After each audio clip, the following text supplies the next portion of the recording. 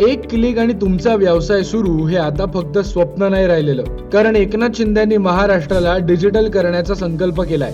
उद्योग क्षेत्रात मित्र 2.0 पोर्टलच्या माध्यमातून गुंतवणूकदारांना सिंगल विंडो प्रणाली उपलब्ध करून दिली, ज्यामुळे गुंतवणूक प्रक्रियेत पारदर्शकता आणि सुलभता आली आहे.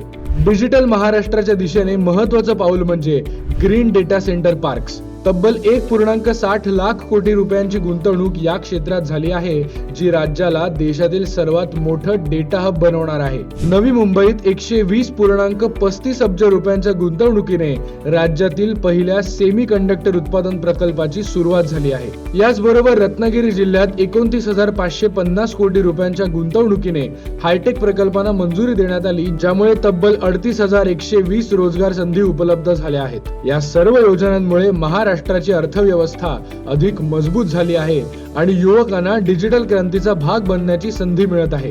एकनाथ शिंदे यांच्या धडाकेबाज नेतृत्वामुळे महाराष्ट्र डिजिटल महासत्ता बनत आहे आणि ही तर केवळ सुरुवात आहे.